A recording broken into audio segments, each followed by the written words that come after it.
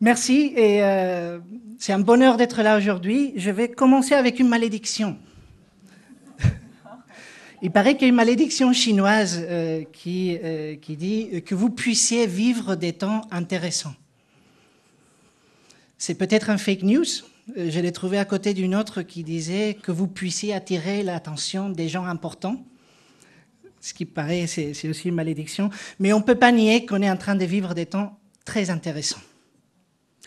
Des temps de révolution même. Et on ne parle pas seulement de la révolution technologique qui représente l'intelligence artificielle, de la révolution industrielle qui s'opère, mais aussi d'une révolution même dans la société, dans la façon d'organiser la société.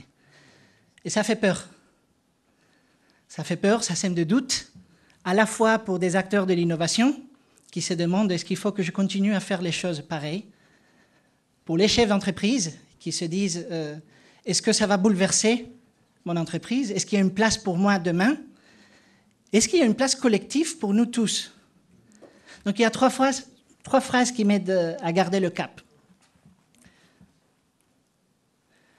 La première, c'est quelque chose qui a été vrai depuis le début de l'humanité. Et c'est que c'est les économies qui sont les mieux connectées qui ont le plus de succès. La deuxième, c'est que les réseaux sont plus agiles que les hiérarchies. Pourquoi c'est important?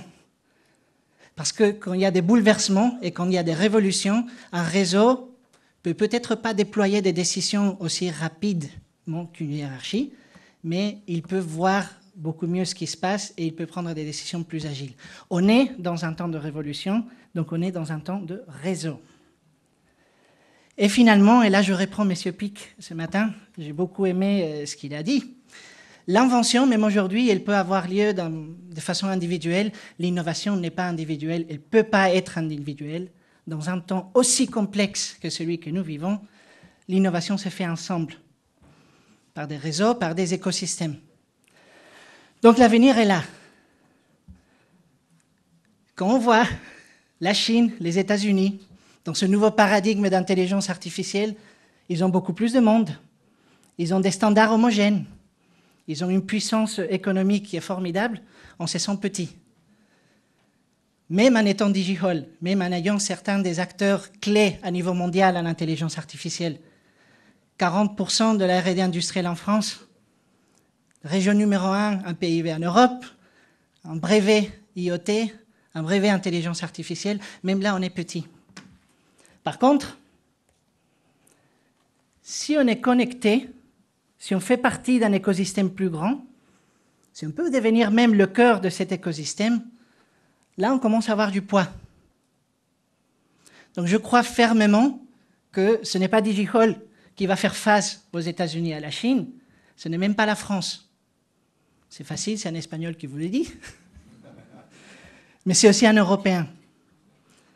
Donc je pense que l'Europe elle-même, elle ne peut pas seulement avoir un poids, elle peut avoir quelque chose à dire. Et dans un monde où il y a certains qui accélèrent sans valeur, sans éthique, c'est plus important que jamais de dire on est là. Et on ne peut pas faire ça tout seul. Donc je crois fermement à ça et je ne suis pas le seul à le croire. La Commission européenne la croit aussi. Donc en 2016, ils ont lancé une initiative qui s'appelle Digitizing European Industry. Leur idée au début, c'était on va faire les États-Unis de l'Europe, au moins sur le plan numérique et sur le plan de l'innovation. Pour avoir des startups qui peuvent grandir sans partir, pour avoir des standards qui sont déployés partout, de façon à permettre les entreprises de travailler les unes avec les autres. Et pour le langage, on le réglera un jour. Je pense qu'un jour, on devra régler aussi la langue, même pour le Digital Day. Mais bon, c'est déjà un début. Et donc, une partie de ces plans, c'est ce qu'on appelle les Digital Innovation Hubs. Et en fait, ça, c'est très simple. Les Digital Innovation Hubs, c'est tout simplement les écosystèmes d'innovation. L'Europe s'est dit, il faut qu'on les connecte. Il faut qu'on les aide à être plus efficaces. Je pense qu'on a un écosystème d'innovation ici qui est particulièrement efficace. Mais même nous, on n'est pas complètement connectés entre nous et on pourrait faire mieux. Mais aussi, il faut ouvrir ces écosystèmes à d'autres marchés pour qu'ils puissent travailler ensemble et aider les entreprises à avoir un marché à échelle continentale. Donc, ces Digital Innovation Hubs, l'idée, c'est qu'ils puissent servir l'industrie. Il y a un focus PME, mais pas que, car on est tous conscients que les PME font partie d'écosystèmes industriels plus grands. Sans les grands groupes qui tirent de leur chaîne de valeur, c'est impossible de faire avancer l'ensemble. Et il s'avère qu'au-delà d'être un pôle numérique, un pôle IA, DigiHall est un Digital Innovation Hub. Et on n'est pas seulement un Digital Innovation Hub, je pense qu'on est le meilleur, jusque-là. Parfois, quand on est dedans, on ne s'en rend pas compte. On est dans une phase de construction de ce Digital Innovation Hub, mais déjà, on a une position clé à l'Europe. Nous sommes coordinateurs de certains réseaux de Digital Innovation Hub qui se sont créés. Nous participons à d'autres. Et nous sommes un des 30 Digital Innovation Hubs choisis pour créer un réseau spécifique intelligence artificielle vers l'industrie, dont le kick-off a eu lieu il n'y a pas longtemps et dont on est heureux d'avoir été là avec TerraLab.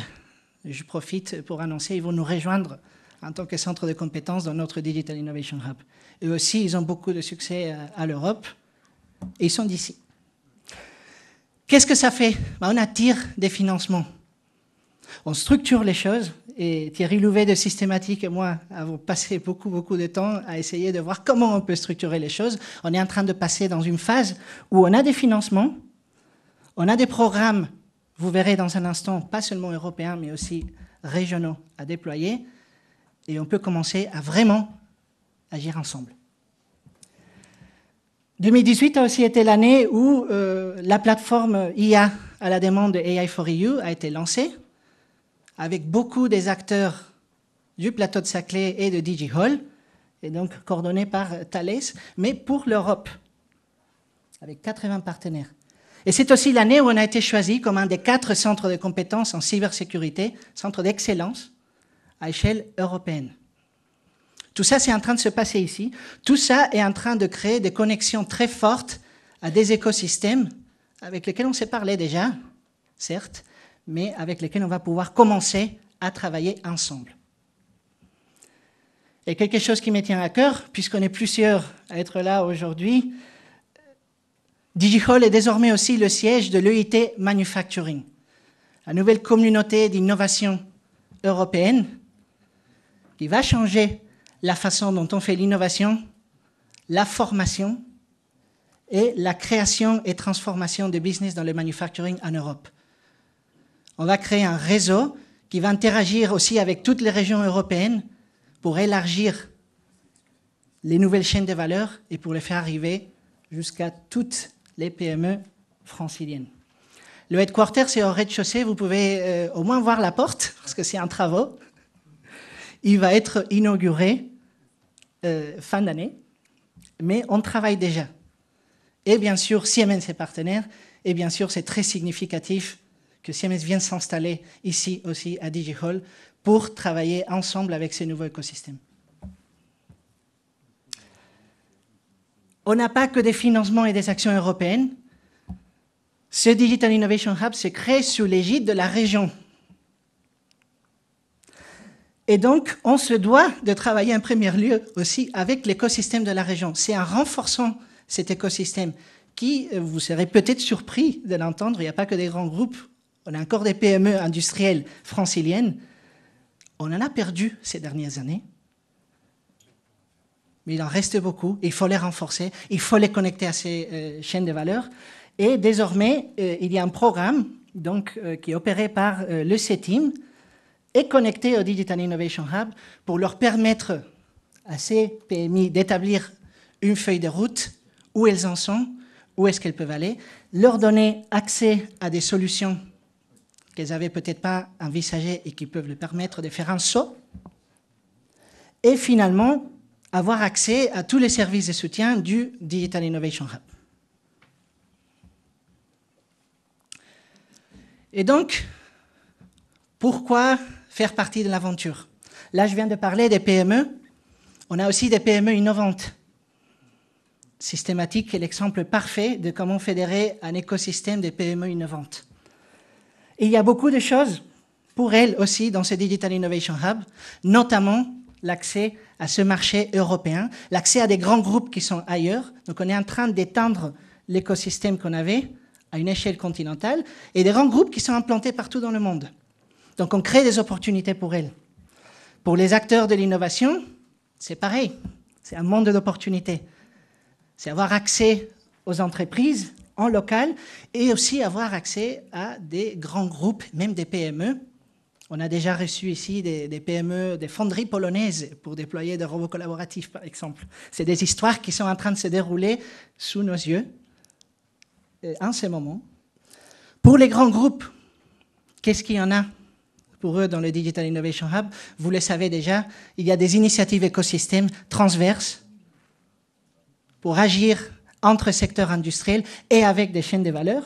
Et maintenant, des dispositifs tels que les challenges qui peuvent permettre à ces grands groupes de travailler avec des PME qui, elles, seront financées pour répondre à leurs challenges et donc commencer à opérer leur propre écosystème. Et finalement, je l'ai mis en anglais parce qu'il y a des gens très stoïques dans la salle qui sont déjà venus d'ailleurs, même s'ils savaient que la journée allait être en français, parce que c'est des partenaires européens. By partnering with us, you will have access to the best innovation ecosystem in artificial intelligence in Europe that works with industry and that knows how to work in a network mode. A network means win-win. Alors, je vais finir. Je ne pense pas que DigiHall soit un navire. Pour moi, c'est une fusée. Et je suis ingénieur aéronautique, donc je préfère la fusée.